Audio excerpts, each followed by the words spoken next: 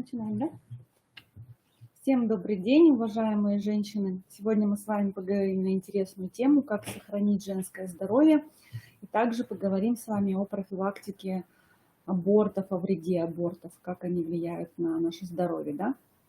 Вообще, тема здоровья – это очень широкая тема. Нельзя про человека сказать, что он здоров, только основываясь на его, скажем так, физическом теле, да? Сейчас Всемирная организация здравоохранения по терминам здоровья подразумевает не только физическое здоровье, но также и психическое здоровье и социальное здоровье. То есть у человека должно быть не только здоровое его тело, да, но и он должен был найти свое место в обществе, быть социально реализованным, чтобы у него на душе все было хорошо, да. Но это тема такая большая, да. Мы сегодня с вами будем разговаривать про физическое здоровье женское, да. Ну, конечно же, чтобы быть здоровой женщиной, нужно правильно питаться, соблюдать режим труда-отдыха, физические нагрузки. То есть от этого никуда не денешься. Нельзя только, как говорится, ходить к врачам, да, и быть 90% успеха, да, в здоровье, это прежде всего зависит от самого человека, да, какой образ жизни вы ведете. То есть питание – это экологически чистые, натуральные продукты, сбалансированное питание по белкам, жирам, углеводам, да, вот, физическая нагрузка, то есть надо постоянно двигаться, ходить пешком, там, кому что больше нравится, бассейн, фитнес, то есть быть активным человеком, да, не постоянно только сидеть, вот. Ну и, конечно, психоэмоциональное тоже, да, когда человек очень много работает, даже какой бы он здоровый не был и не двигался, если он не будет полноценно отдыхать, то он не будет полноценно восстанавливаться. Прежде всего, это, конечно, здоровый сон и чередование режима труда и отдыха. Надо находить, чтобы хорошо работать, надо хорошо отдыхать. Да, то есть надо находить время для себя, чтобы заниматься какими-то приятными занятиями, да, гулять в парке, читать книги, заниматься с детьми каким-то творчеством. То есть это тоже все очень важно для нашего психоэмоционального фона, для нашего психического здоровья. А теперь мы с вами поговорим о нашем женском здоровье. Да? Вот первый вопрос у нас поступил, да? Как часто нужно ходить к врачу, акушеру-гинекологу? В идеале, конечно, ходить нужно 2 раза в год. Но если совсем-совсем, да, программа минимум, то хотя бы раз в год. Для чего это делается? Раз в год, когда вы приходите к нам на осмотр, во-первых, берутся мазки. 2 мазка берется, один берется на онкоцитологию, это, как говорится, профилактика, да, онкологии, и берется мазок на флору, это на предмет воспаления. Плюс Минздрав рекомендует всем женщинам раз в год проходить УЗИ малого таза. Потому что при осмотре не всегда мы можем выявить, да, какие-то проблемы. Некоторые проблемы могут быть видны только на УЗИ. Вот. Ну и, конечно, с 35 лет обязательно проверять грудь. Если, конечно, есть какие-то жалобы, проблемы с грудью, да, то, конечно, проверять грудь можно начинать с любого возраста, да.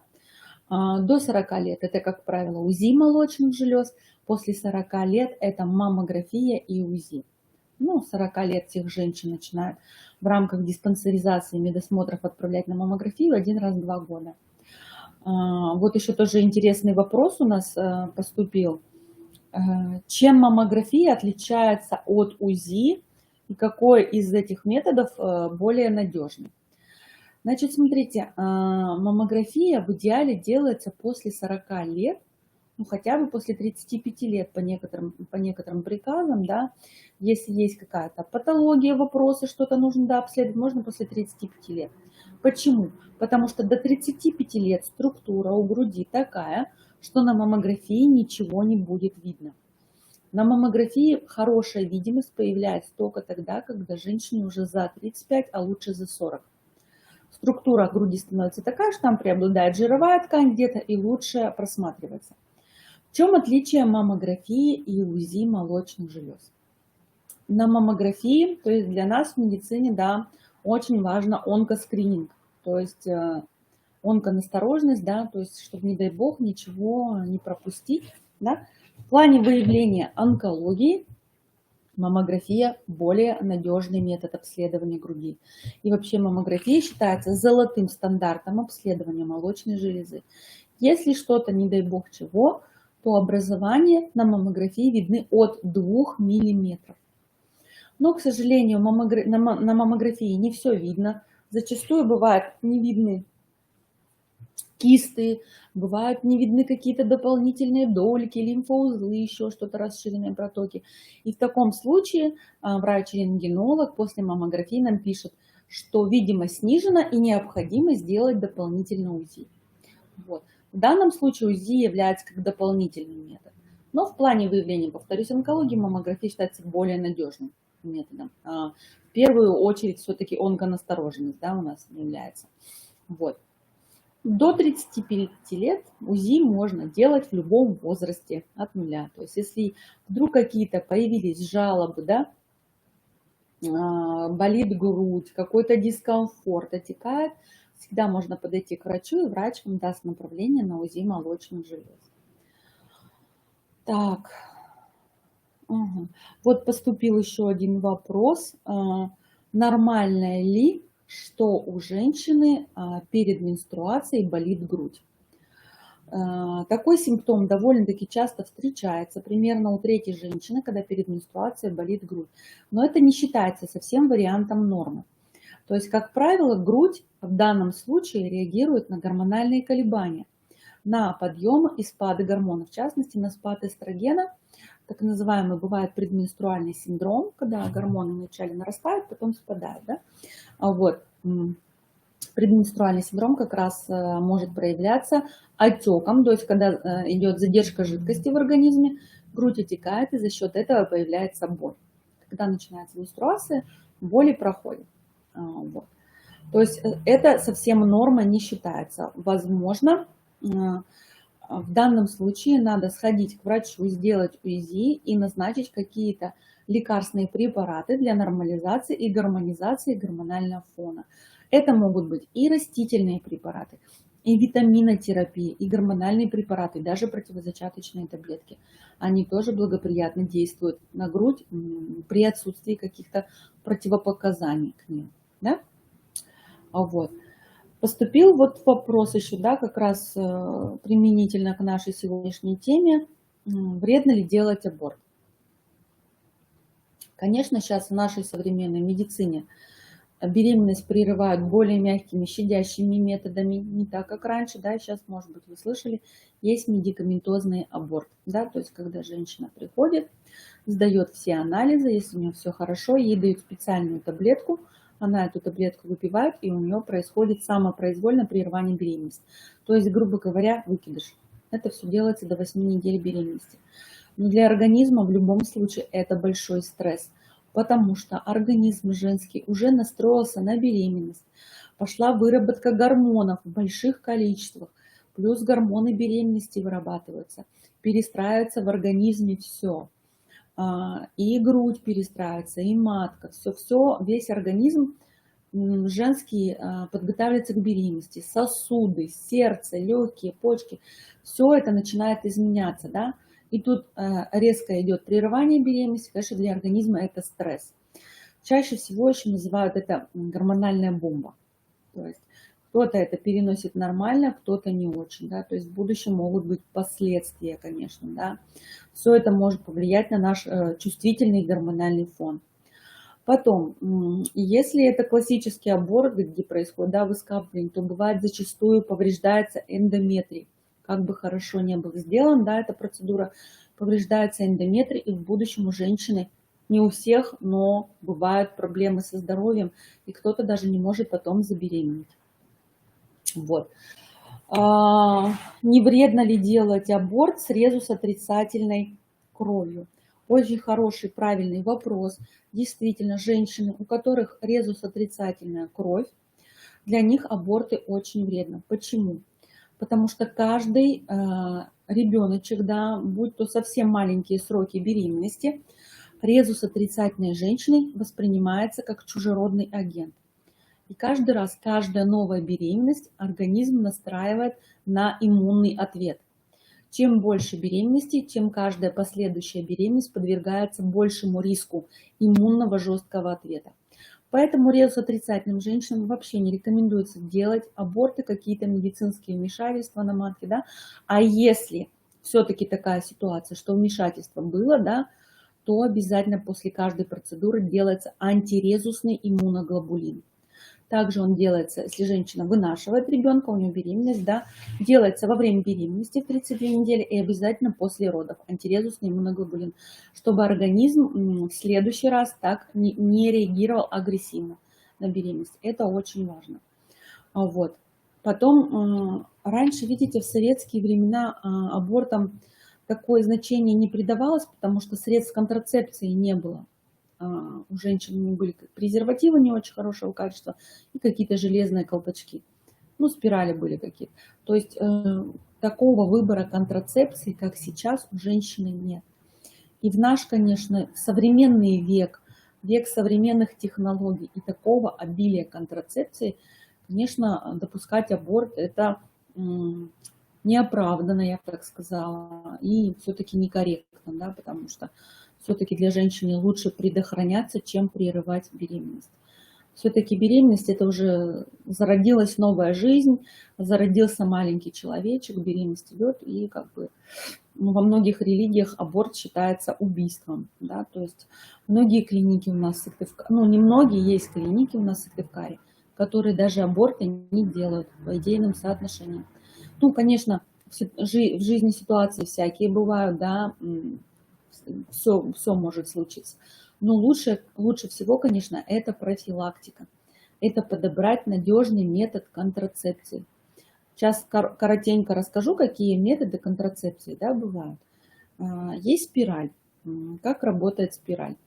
Спираль – это инородное тело, которое стоит в матке и нарушает процессы имплантации. Оплодотворенная яйцеклетка, она просто не может прикрепиться, и, соответственно, беременность даже не наступает. Многие считают, что спираль это выкидыш. Нет, это не выкидыш, это просто невозможность наступления беременности, потому что оплодотворенной яйцеклетке прикрепиться невозможно. Спираль метод, в принципе, долгосрочный, на 5 лет, но, к сожалению, не стопроцентный. Иногда бывает, случаются беременности на спирали. Вот. Если нужен стопроцентный метод защиты от беременности, есть спираль Мирена. Она содержит гормончик один, безопасный, у него практически нет противопоказаний, который работает по другому принципу. То есть спираль в данном случае вырабатывает лекарство, и она не позволяет, скажем так, вот этим процессом подготовительным к беременности случиться. То есть матка просто не готова к беременности, эндометрий у нее не готов, ни к имплантации, ни овуляции, ничего не происходит, беременность просто не наступает. То есть это стопроцентный метод предохранения, то есть для тех женщин, которым беременеть категорически нельзя, допустим, с тяжелыми сердечно-сосудистыми заболеваниями, какими-то, может быть, онкологическими заболеваниями, может быть, у нее уже много рубцов на матке, ей нельзя рожать. То есть метод контрацепции должен быть 100% надежным. Таких методов у нас два. То есть, как я уже сказала, это спираль Мирена гормональная и противозачаточные таблетки.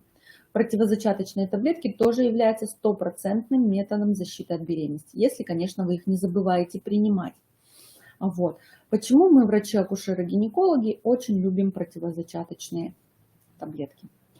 Если к ним нет противопоказаний, то есть женщина приходит, заполняет специальную анкету для выявления противопоказаний, да, и если ей можно назначать эти таблетки, то все противозачаточные таблетки, они защищают женщину от рака яичников, от рака эндометрия и благоприятно действуют на грудь. За счет чего? За счет того, что гормональный фон становится ровный, цикл становится регулярный и не происходит вот этих вот гормональных качелей, да, как я вам вначале говорила, да, если этого метода нет, у женщины каждый месяц идет нарастание гормонов, происходит овуляция, яичник лопается, из него выходит яйцеклетка, и потом гормоны идут на спад. То есть каждый месяц женщина катается, грубо говоря, на таких качелях. Овуляция, менструация, овуляция, менструация, овуляция, менструация. А женский организм изначально был, скажем так, задуман для того, чтобы женщина много-много рожала. И, как правило, женщина должна быть в двух состояниях, либо беременная, либо кормящая. Да? То есть природа нас изначально так запланировала, чтобы мы много рожали детей. Ну, в принципе, 100 лет назад оно так и было. Да? Вы, наверное, знаете, что в семьях было по 5, по 8, по 10 детей, спецконтрацепции не было, и женщины постоянно рожали. Ну, конечно, и смертность была очень высокая. Женщины умирали в родах, и дети много умирали, не все доживали до взрослого состояния, скажем так, да. Но таких гормональных качелей у женщины не было. Потому что когда женщина беременная, у нее гормональный фон ровный, стабильный, менструации нет. Когда она кормит грудью, тоже у нее гормональный фон вот такой ровный, стабильный. Там прогестерон, окситоцин управляют организмом, да. Вот этих качелей нет. А сейчас у нас, к сожалению, идет так называемая проблема экологического диссонанса. То есть, когда женщины стали рожать поздно. Раньше как считалось? Если, ну, буквально как раньше. Еще вот 20 лет назад, когда я институт заканчивал, да, если ты до 25 лет не родил, все, ты старое дело, и клеймо тебе это ставят. Сейчас такого, к счастью, нет уже, да. Вот. Все уже 25 лет старались родить. Сейчас женщина только после 30 лет начинает задумываться о беременности. И первого ребенка планируют в 30, в 35, а кто-то даже и в 40 лет. А к тому времени у женщины вот этих вот гормональных качелей каждый месяц, представляете? Не каждый женский организм выдерживает такой бешеный ритм. Во-первых, гормональный бешеный ритм. Во-вторых, на работе. Все вы знаете, что сейчас все очень много работают. Карьерный рост, отчеты, начальники, большие психоэмоциональные нагрузки. К сожалению, очень много сейчас заболеваний в женской сфере, таких как миома, эндометриоз, да, кисты различные.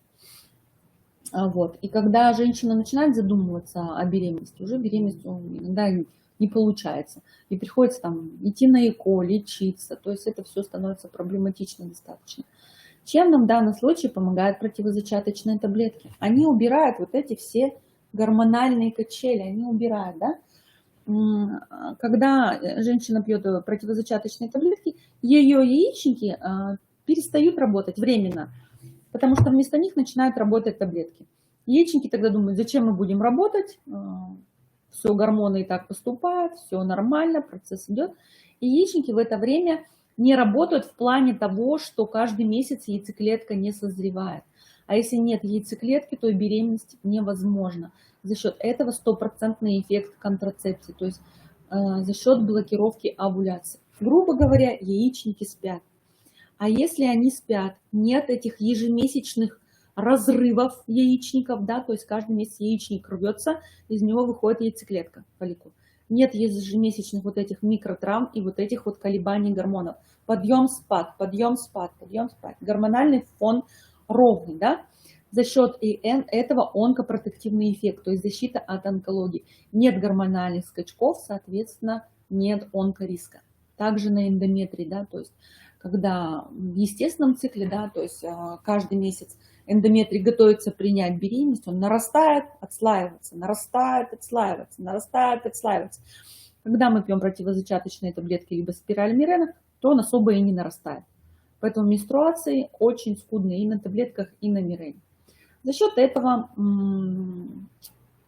те женщины, которые принимают противозачаточные, у них такая идет так называемый щит гормональный. То есть они находятся под защитой противозачаточных, либо Мирены. Соответственно, пока они пользуются этими методами контрацепции, у них не возникает ни эндометриозов, ни миом, ни кист яичников, ни каких-то других гормональных проблем, да, у них не возникает. Плюс за счет того, что сгущается цервикальная слизь, есть еще частичный противовоспалительный эффект. Поэтому с такими женщинами проще наблюдать, у них, как правило, ничего с ними, с женским здоровьем не случается. Вот. Также бывает, что противозачаточные таблетки нам еще решают проблему мастопатии. Да? Мастопатия – это все доброкачественные изменения молочной железы на фоне гормонального дисбаланса. А мастопатии сейчас у нас очень много. Почему? Опять же, потому что рожаем мало, рожаем поздно, потому что много работаем, стрессуем, стресс постоянно хронический, отработаем на работе, потом идем домой и встаем у плиты, да, готовим. То есть женщина сейчас очень мало отдыхает и очень мало занимается такими именно женскими делами, как там рукоделие, там неспешная уборка, там вот такими спокойными видами, да. Вот эти хронические стрессы, как я сказала, да, образ жизни у нас такой сейчас очень быстрый, скоростной. Образ жизни, стресс и гормональные вот эти вот качели, как мы говорили, они действуют на грудь. В груди есть рецепторы ко всем гормонам, и гормонам стресса, и гормонам щитовидной железы, и к женским. И поэтому у нас сейчас очень много мастопатии. Буквально у каждой второй, третьей женщины сейчас мастопатия. Что это такое? Это когда болит грудь, когда плотная грудь, когда комочки, вот это все. На УЗИ это может быть фиброзно-кистозная мастопатия, фиброаденоз, кисты бывают мелкие, даже фиброаденомы. Их мы можем, соответственно, как мы будем лечить грудь, да? Мы будем давать женщине либо препараты, которые уравновешивают ее гормональный фон, налаживают его. Это и противозачаточные, и растительные препараты, и витаминотерапия. Да? И, конечно, мы ей будем рекомендовать соблюдать режим труда-отдыха, отдыхать, гулять, стараться по-другому к всяким ситуациям относиться. Да? То есть более какой-то мягкий образ жизни, чтобы был, чтобы не было таких психоэмоциональных стрессов. Вот. Это что касаемо груди, да? Вот, теперь немножко вернемся к контрацепции, да, вот, какие еще методы контрацепции? Ну, барьерные, да, вы все знаете, это презервативы, да. Есть еще так называемые спермициды, это вещества, которые убивают сперматозоиды. Они вводятся за полчаса перед половым актом, они бывают в виде кремов, свечей, губок, да, то есть, ну, тут такой неприятный момент, то, что это все должно быть запланировано, кто не готов как бы заранее, да, это все планировать, может быть, кому-то неудобно, а кому-то хорошо подходит. Это что касаемо темы контрацепции, да, вот. Так, какой самый частый метод у нас предохранения в России? Самый частый метод предохранения в России – это у нас прерванный половой акт. Потому что он экономически выгоден, то есть бесплатен, вот, доступен, но, к сожалению, не всегда эффективен. То есть на нем бывают тоже проколы, то есть можно тоже забеременеть. Вот, поэтому, если вы хотите надежно предохраняться, то надо какой-то более надежный метод. Да? Ну и презервативы в основном. Ну, на самом деле у нас общество сейчас такое, скажем так, у нас в России гормонофобная, женщины все очень боятся гормонов. И слово гормоны, когда они слышат гормоны, первый вопрос, а не потолстею ли я, да, возникает. Тут такое пошло, наверное, знаете, из-за того, что, может быть, многие из вас слышали, что тяжелые аутоиммунные заболевания лечат гормонами, подразумевая гормон преднизолон. Это гормон, который обладает выраженным противовоспалительным эффектом. И они думают, что все гормоны это вот такие же тяжелые, как преднизолон. Нет. Как мы уже говорили, женские гормоны, да, они нам нужны. Мы без них просто жить не можем. И когда у нас есть перекос какой-то, да, то есть одного гормона слишком много, а этого мало. За счет этого перекоса и получаются все проблемы с женским здоровьем. Поэтому все наши препараты гормональные, которыми мы женщин лечим, да, они направлены на то, чтобы либо поднять дефицит того гормона, которого не хватает, как правило, это гормон прогестерон. Это все препараты, может, вы слышали, такие как дюфастон, утрожестан, нарколут, та же мирена. Это все гормоны прогестерона, которые вот именно вот этот баланс нам налаживают, чтобы гормоны работали в паре сбалансированно и эффективно. Либо это препараты, которые наоборот снижают эстроген, которого слишком много, он очень агрессивно себя ведет, да? Вот. Либо если это брать противозачаточные таблетки, там они уже находятся в уравновешенном состоянии, женщина их принимает, они уже находятся в нужной нам пропорции. Да? То есть гормонов не всегда надо бояться, скажем так, потому что это то же самое, допустим, когда уже у человека проблема с щитовидной железой, ему надо принимать гормоны. Если он гормоны не будет принимать, щитовидной железы, то что? У него будут проблемы с сердцем, сухая кожа, вялость, сонливость. То есть гормоны – это сама жизнь, это соки жизни. Без них жить нельзя, и не надо их. Если у вас какой-то дисбаланс в организме, то приходится изнутри, точнее снаружи помогать, добавлять какие-то гормоны, да? Чтобы это было все регулярно, сбалансировано и правильно. То есть гормонов не надо бояться. Например, возьмем опять же такое, скажем так, менопаузу, да, то есть в определенном возрасте с 45 лет до 55 лет у женщин начинается менопауза. Что это такое? Это когда наши гормоны, которые нас двигают, которые управляют всеми процессами у нас в организме, они падают. Первым падает прогестерон, потом эстроген, потом андрогены падают. Кто-то этот переходный период переносит более-менее нормально, а кто-то очень тяжело. То есть это приливы, приступы жара, беспокойство, бессонница. То есть женщины некоторые так мучаются, да, что им очень тяжело именно без гормонов. Потому что гормоны ушли и помахали ручкой. А вы знаете, что женский гормон эстроген, он отвечает за профилактику болезни Альцгеймера, за наш мозг, за наши кости, чтобы не было остеопороза, за наши сосуды. Ведь все женщины, пока у них идет менструация, они защищены от сердечно-сосудистых заболеваний. И все вы знаете, что у нас самая основная причина смертности в России – это сердечно-сосудистые заболевания. Не рак, не коронавирус, да? Это сердечно-сосудистые заболевания, инсульты и инфаркты. И чаще всего больше страдают мужчины, потому что у них нет вот этого защитного действия эстрогена. Женщины до определенного возраста, пока у них идет менструация, они более-менее защищены от этих заболеваний сердечно-сосудистых. Потом, конечно, они нагоняют. Да? Поэтому сейчас в нашем современном обществе мы в этой ситуации можем женщинам помочь. Когда вот у них такое плохое самочувствие, они страдают без этих гормонов, так называемый климактерический синдром, мы можем эти гормоны женщине дать в небольшом количестве. Это микродозировки, чтобы организму дать минимум того, что ему нужно. Если есть какие-то противопоказания гормонам, да, то есть, ну, есть такое, да, то есть фитогормоны, растительные препараты, и есть наш российский препарат пениамин, который все это снимает.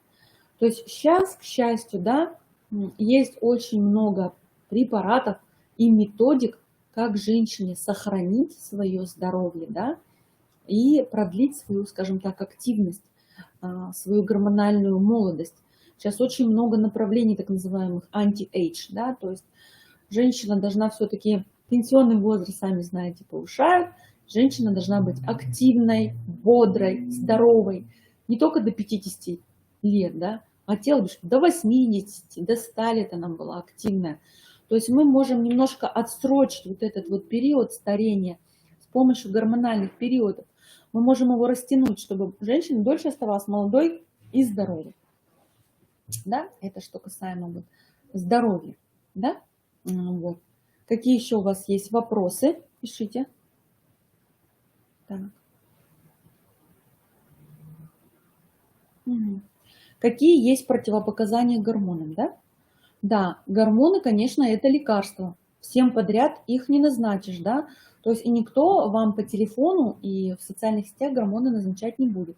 Вы должны прийти на прием, врач должен вас осмотреть, собрать анамнез, поспрашивать, были у кого в роду какие заболевания, может быть, у вас какие-то заболевания есть. И если есть противопоказания, то гормоны назначать нельзя. Это все должно быть записано в карте и должен быть выдан рецепт. То есть какие противопоказания? Это все проблемы со свертываемостью крови.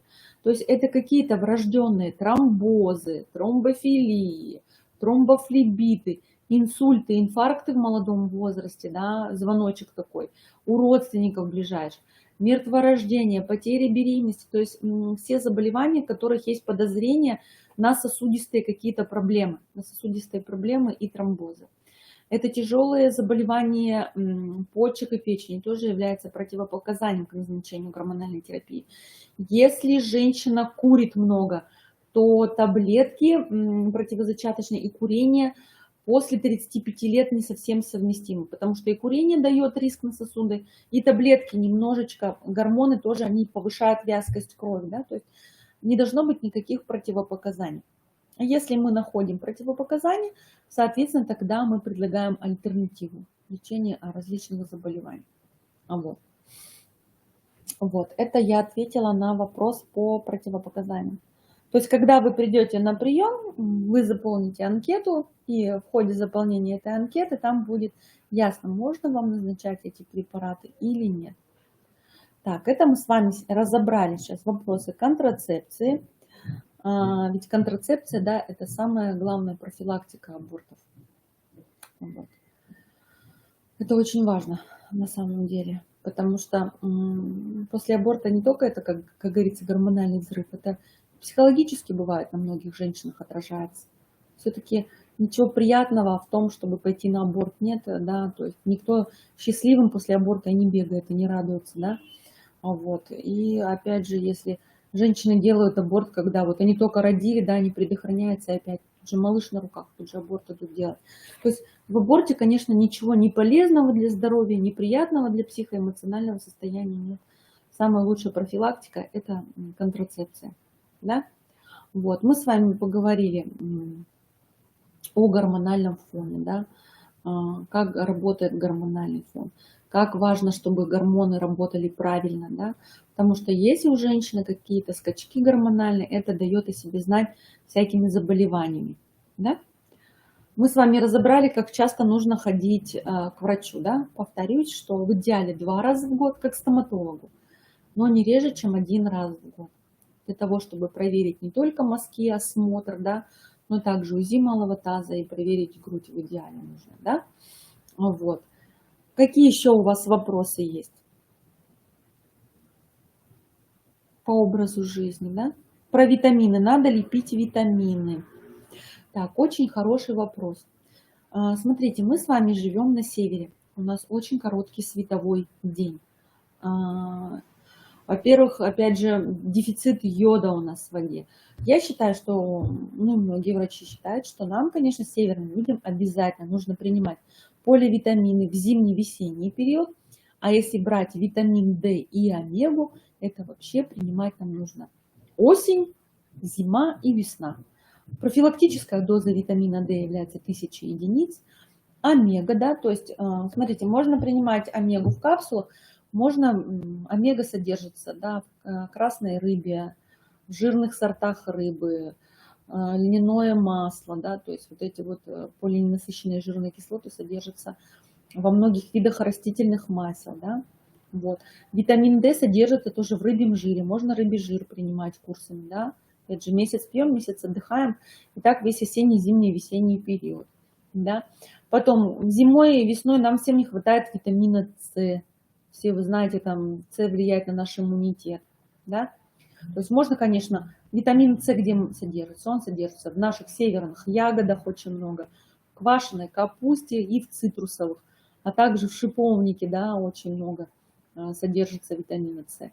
Вот опять же рекомендуется всем деткам, да, так как у нас дефицит по йоду, принимать препараты йода, да, для детей 100 микрограмм, для женщин взрослых 200, да, ну, тут главное, чтобы не было противопоказаний к йоду, чтобы не было заболеваний щитовидной железы.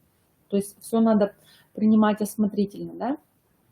Вот, то есть действительно это важная вещь, к сожалению, сейчас продукты у нас очень много рафинированных, пустых продуктов, которые не содержат никаких ни микроэлементов, ни витаминов, ничего, да, то есть приходится восполнять эти дефициты извне с помощью препаратов. Вот. Ну, в идеале, конечно, там должно быть разнообразие в пище, то есть большое разнообразие фруктов, овощей мы должны употреблять, орехи, семечки, да, но не больше горсточки, конечно, да. Читала тоже такую статью, что в орехах содержится кислота, которая препятствует всасыванию витаминов и микроэлементов. Поэтому орехи желательно на ночь замачивать в воде. И тогда эта кислота уходит, и такие орешки замоченные, они вкуснее. Вот попробуйте ради интереса, да, и вкуснее, и полезнее для организма. Так же, как и бобовые, надо замачивать, потому что тоже в них содержится не очень такая полезная кислота. Вот, и когда мы замачиваем, эта кислота уходит в воду, да. Вот, то есть очень много в нашем здоровье зависит от нас. Лучше всего, конечно, я вам советую ходить к врачам только на профилактические осмотры, не болеть. Вот, то есть самое главное все-таки это профилактика, да. Не когда ты уже заболел, а лучше всего предотвратить болезнь и вообще не болеть, да. Для этого, повторюсь, надо вести здоровый образ жизни, быть физически активным, кушать экологическую, чистую, натуральную пищу разнообразную, соблюдать режим труда-отдыха, быть в мире и согласии с нашим миром и со всеми окружающими людьми, потому что если ты принимаешь жизнь такой, какая она есть, умеешь радоваться жизни, находить хорошее, конечно, у тебя и психоэмоциональное состояние будет хорошее. А если ты обижен на весь мир, все виноваты вокруг, обижаешься, какие-то испытываешь негативные чувства, зависть, да, вот, конечно, это все будет негативно влиять на организм. Все негативные эмоции, которые мы испытываем, это яд для нашего организма. Ну и в заключение хочу рассказать анекдот. Он, конечно, такой смешной, но в нем тоже есть доля истины. Жили две соседки, да, одна правильно питалась, соблюдала режим труда-отдыха, на улицу никогда не выходила без солнцезащитного крема. А вторая женщина была такая, и вино любила выпить там. Я не призываю, конечно, к алкоголизму и курению, это просто анекдот, да, то есть она была веселая, гуляла, и могла выпить, типа курить могла. Ну и вот соседка, которая вела правильный образ жизни, она в 50 лет умерла, а вторая соседка прожила до 80 лет. И мораль этого анекдота такова, что от своего внутреннего яда никуда не убежишь. Это я к тому, какие эмоции мы испытываем, как мы относимся. То есть если у вас преобладают эмоции благодарности, принятия людей такими, какими они есть, жизнь принимать, вы не будете стрессовать, у вас не будет вот этого вот яда выделяться вследствие там, обиды, неудовлетворенности, несогласия. Вы будете абсолютно спокойны, а это уже большой залог успеха, да, потому что многие заболевания, это у нас психосоматика, которую мы сами себе своими эмоциями и плохими мыслями заработали. Я вам всем желаю крепкого здоровья, не болеть, и к нам, к врачам, приходить только на профилактические осмотры. Всем до свидания, спасибо за внимание.